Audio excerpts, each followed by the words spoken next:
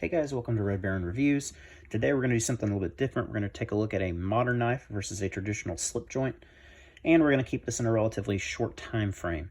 So as always, we're going to hit the specs, size comparisons, and then my review. So this is the Benchmade Mini Bugout Model 533. As stated from the factory, the blade is 2.82 inches long. It is a S30V.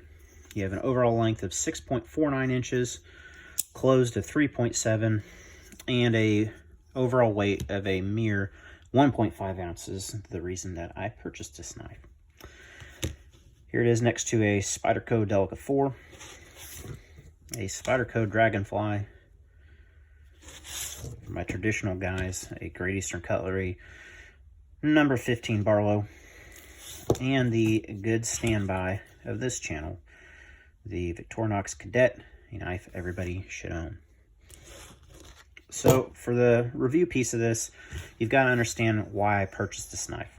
I was looking for a really lightweight knife that could disappear in my pocket and be extremely corrosion resistant. Something I could throw in board shorts and go to the lake.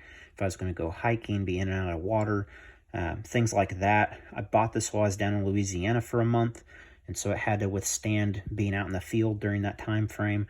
A lot of humidity, a lot of heat, a lot of sweating. So this being in my pocket, had to withstand all of that. And I'm happy to report it did so. It did so really well. So, as mentioned, this knife is extremely lightweight. You'll notice there are no liners. You do have a little bit of metal reinforcement back to here, but there are no liners, just like the full-size Bugout. Compare that to something like the Delica 4. It's hard to see there, but there are some steel liners that run the whole length of the grip. So that is how they save weight on this. Now, I will say, unlike the full-size or original Bugout, this is very sturdy. There is no play, no flex, there's no wobble, which is extremely impressive. This particular one, being orange, has some nice anodized orange accent pieces to include the thumb studs.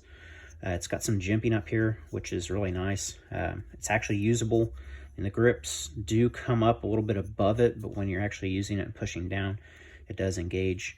And you've got a little bit of a ramp here, so it's easy to get a grip on. Speaking of the grip, I wear small size gloves, and I can get my whole hand on it with room to spare. Even if I couldn't, if you had to do a three-finger grip or something like that, I still think this would be very comfortable to use.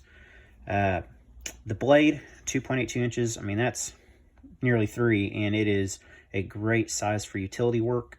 It has stayed razor sharp. This isn't something I carry every single day, but I've taken it on several backpacking trips. Again, out in the field, fishing, to the lake, those type of things. It's something I rotate through pretty regularly, and it has been phenomenal.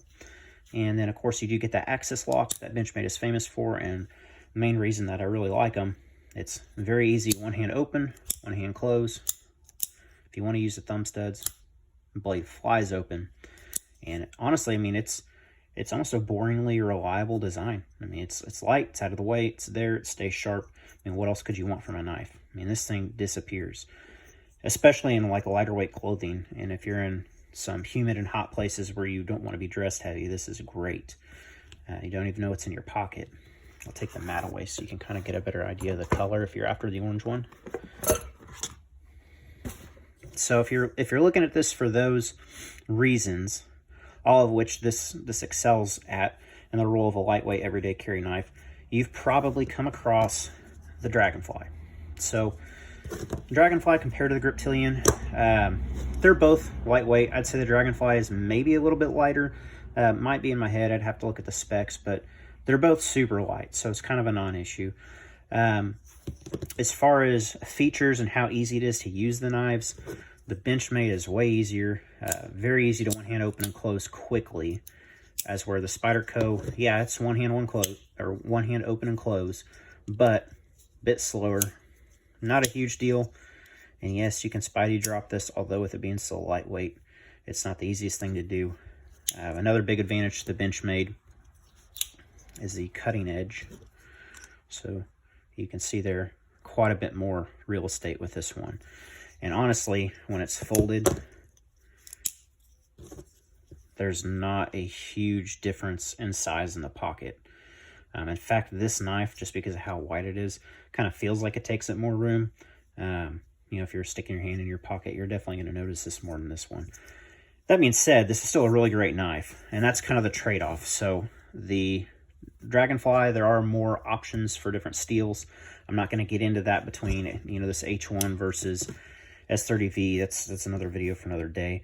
But you can get very comparable steels in the Dragonfly. And generally speaking, they're more affordable than the Bugout. But if money's not an option, or not a factor when buying this, I personally, if you're only going to buy one, would go with the Bugout, just because, I mean, it is bomb-proof, rock solid, lightweight, really good to go.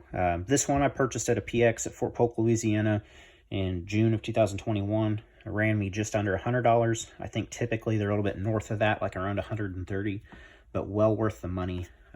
They feel much more solid than the mini Griptilian.